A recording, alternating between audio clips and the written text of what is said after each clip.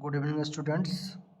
तो आज के क्लास में हम लोग मल्टीपल और फैक्टर्स के कुछ क्वेश्चंस को डिस्कस करेंगे जो कि प्रीवियस जेएनवी एग्ज़ाम में पूछे गए हैं। शुरू करते हैं। Which of the following numbers is divisible by 3, 4, 5 and 6।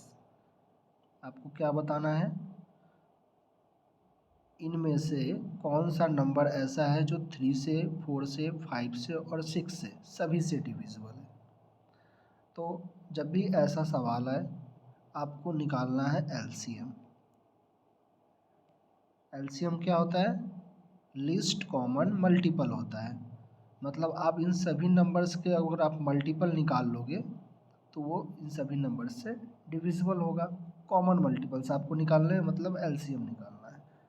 तो आइए एलसीएम निकालते हैं। यहाँ पे 3, 4, 5 एंड 6 हमने एलसीएम निकालना सीखा है। तो सबसे पहले क्या करेंगे, छोटे नंबर से हम शुरुआत करते हैं। आप देखो 4 and 6 both numbers are divisible by 2। तो मैंने आपको बताया था कि एटलीस्ट 2 नंबर्स डिविजिबल होने चाहिए। तो 2 क्या है? प्राइम नंबर है। जब भी हम एलसीएम निकालते हैं तो प्राइम नंबर से ही डिवाइड करते हैं। जैसे 2 हो गए, 2, 3, 5, 7, ठीक है, 2, 3, 5, 7 like that. So here you can see 3 is not divisible by 2. So those numbers which is not divisible by divisor, then you just copy this number and write down. तो यहाँ पर आप देखो 2 से 3 डिविजिबल नहीं है तो यहाँ 3 लिख देंगे। 2 से 4 डिविजिबल है, 2 2 जा 4। 2 से 5 डिविजिबल नहीं है तो हमने 5 का 5 लिख दिया। 2 से 6 डिविजिबल है, 3 टाइम्स 2 3 जा 6। अब आप देखो यहाँ पे 2 से सिर्फ अब एक ही नंबर डिविजिबल है तो कोई बेनिफिट है नहीं, तो हम 3 से अब इस बार 3 का यूज करेंगे। 3 से 3 बन जा 3, 2 डिविजिबल नहीं है 3 से 5 डिविजिबल नहीं है तो 5 हमने लिख दिया, फिर से 3 बन जा 3। अब हमारे पास 2 नंबर बचे हैं 2 एंड 5। ये दोनों प्राइम नंबर्स है, डिफरेंट प्राइम नंबर्स है, तो ये दोनों किसी एक नंबर से डिविजिबल नहीं होने वाले हैं। तो सिंपली अब हम यहाँ पे एलसीएम निकाल सकते हैं।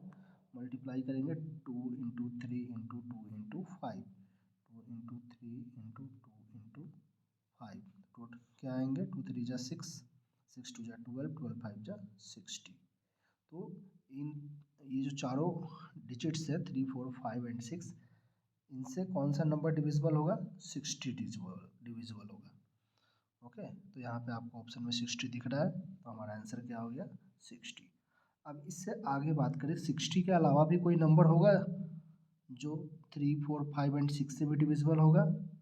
तो आप जान लो 60 तो डिविजिबल है ही, उसके बाद 62 जा क्या होता है? 120, ये भी डिविजिबल होगा इन सभी से, क्योंकि 60 तो डिविजिबल है ही, तो 2 से मल्टीप्लाई किए तो ये भी डिविजिबल ही होगा। 63 जा 180, ये नंबर भी डिविजिबल होगा 3 से 4 से 5 से एंड 6 से। तो इस तरह से आप बहुत सारे नंबर्स निकाल सकते हो जो कि 3, 4, 5 एंड 6 इन सभी से डिविजिबल होगा। लेकिन ये 60 हमारा क्या हो गया? Least common multiple LCM. अब आगे बढ़ते हैं। सेकेंड क्वेश्चन, ए कॉमन मल्टीपल मतलब जो दोनों का कॉमन हो, of both 9 and 7 is a. आपको कह रहा है दो नंबर है 9 एंड 7, तो इन दोनों का जो कॉमन मल्टीपल है, this number is in between 1200 and 1300। वो 1200 और 1300 के बीच का कोई नंबर है जो कि 9 और 7 का क्या है? मल्टीपल है। तो व्हाट इज़ नंबर ए, और उसको बोल दिया है कि कोई नंबर ए है तो आपको बताना है कि ये नंबर है कौन सा, ए का वैल्यू बताना है। तो मैंने क्या बताया आपको? कॉमन मल्टीपल बताना है, मतलब आप एलसीएम निकालो पहले। 9 और 7 का आप एलसीएम निकालो। देखो आप किसी से ये आप किसी एक सिंगल डिजिट से आप इनको दोनों को डिवाइड कर नहीं सकते हो, तो सिंपली इसका एलसीएम क्या आएगा? 9 इंटू 7 क्या हो गया? 63। तो ये हो गया हमारा एलसीएम। लेकिन ये जो 63 है ये 1200 एंड 1300 के बीच का नहीं है। तो जो भी नंबर आएगा वो 63 का मल्टीपल होगा, तभी तो ये 9 से भी डिविजिबल होगा और 7 से भी डिविजिबल होगा। तो अब चेक करो कि 63 का मल्टीपल इनमें से कौन है। तो अब देखो 1200 और 1300 के बीच का नंबर ये हो सकता है 1260, 1206 एंड 1266।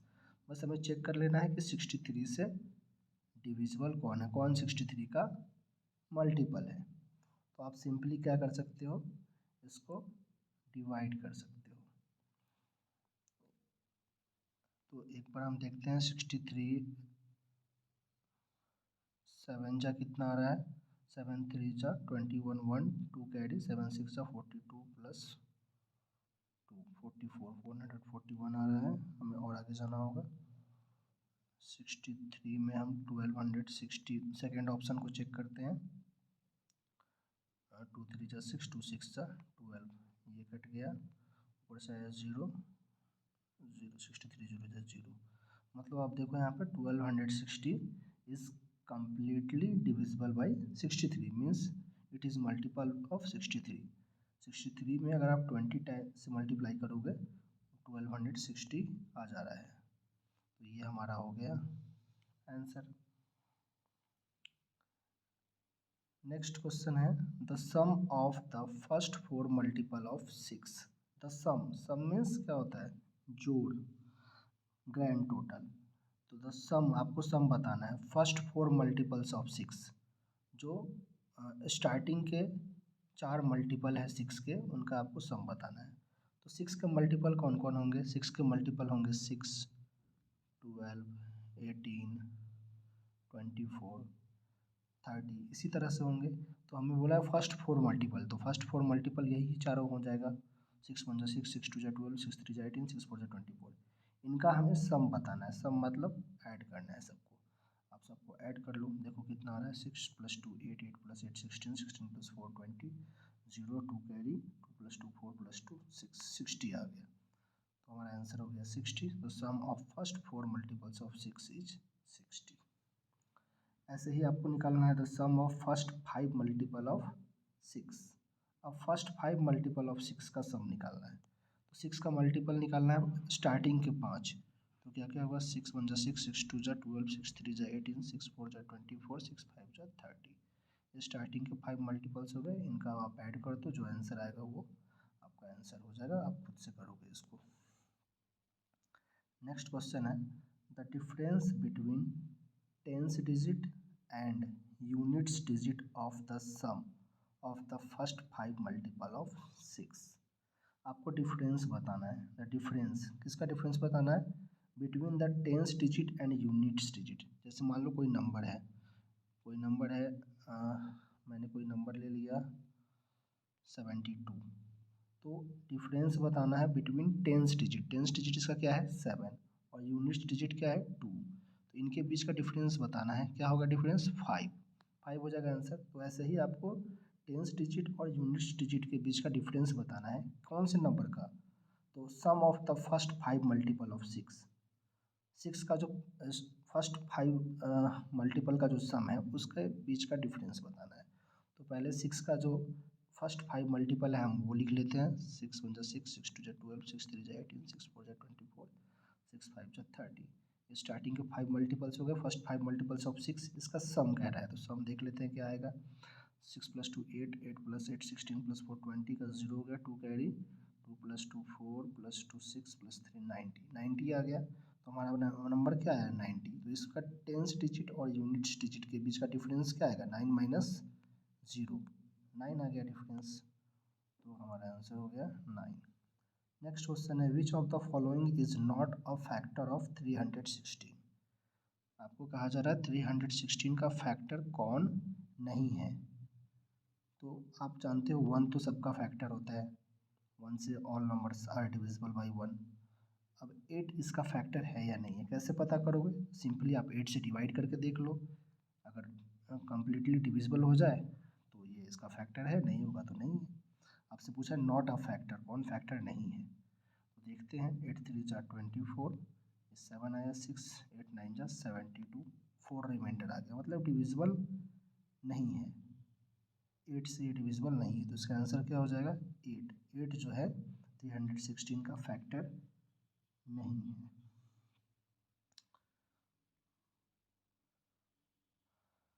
अब आप नेक्स्ट क्वेश्चन देखो, what is the prime factorization of 37,800।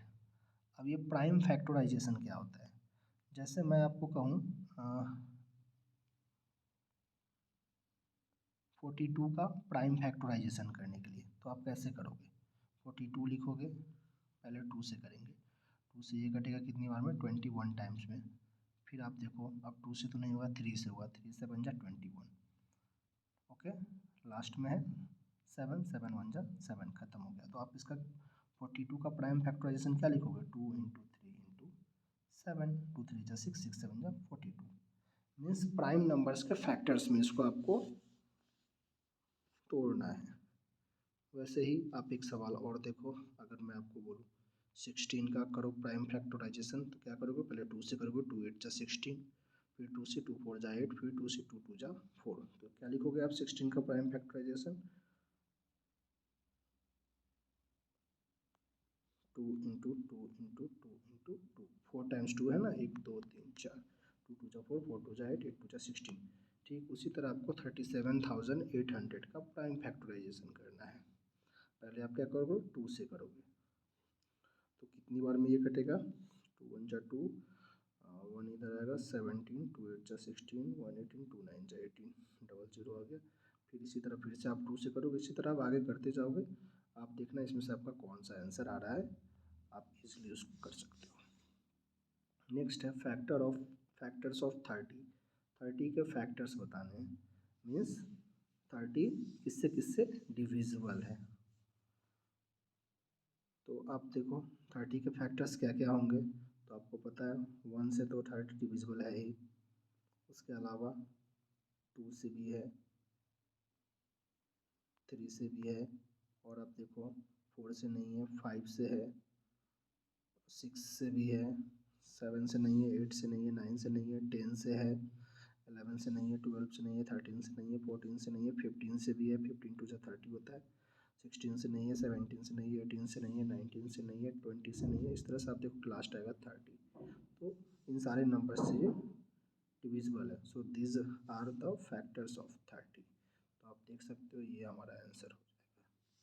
अब अगले सवाल में, how many times does 9 come in writing the number from 1 to 100। आप जो कोई नंबर लिखते हो काउंटिंग 1 से लेके 100 तक, तो उसमें 9 कितनी बार आता है आपको बताना है। How many times 9 come in writing the number from 1 to 100। तो आप देखो, आप 1 से लेकर 100 तक काउंटिंग लिखोगे तो कितनी बार 9 आएगा? एक तो आप 9 लिखोगे, 1 2 3 4 5 6 7 8 9, एक बार ये आया।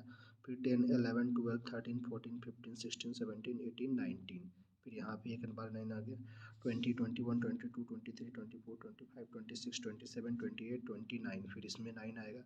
इसी तरह फिर 39 में 9 आएगा, फिर 49 में 9 आएगा, फिर 59 में 9 आएगा, फिर 69 में 9 आएगा, फिर 79 में 9 आएगा, फिर 89 में 9 आएगा। इसके बाद फिर 90 में भी 9 है, 91 में 9 है, 92 में 9 है, 93 में 9 है, 94 में 9 है, 95 में 9 है, 96 में 9 है, 97 में 9 है, 98 में 9 है, 99 में 9 है। उसके बाद 100 में तो 9 आएगा नहीं। तो काउंट कर लो टोटल कितने बार 9 आए। 1 2 3 4 5 6 7 8 9 10 11 12 13 14 15 16 17 18 19 20, टोटल 20 टाइम्स 9 आए हैं। तो हमारा आंसर हो गया 20। अब देखो the number of prime factors of 105। 105 का प्राइम फैक्टर्स कितने आएंगे? तो ये रहा 105, इसके प्राइम फैक्टर्स निकालो। 3 से डिविजिबल है, 35, 5 से 5 7 35, 3 5 1 7, तो 3 फैक्टर्स हो जाएंगे इसके, 3 हो जाएंगे। इसी तरह total number of factors of 24 का निकाल लो। 24 के कितने फैक्टर्स आएंगे? 1 से डिविजिबल है, 2 से डिविजिबल है, 3 से डिविजिबल है। इस तरह से आप काउंट करके लिखोगे। Factors of each odd number, कोई भी ऑड नंबर का फैक्टर क्या होगा? तो 1 जानते हो, 1 सभी का फैक्टर होता है, चाहे वो इवन हो या ऑड हो। ओके, आज की क्लास में इतना ही रखते हैं। Thank you, bye bye.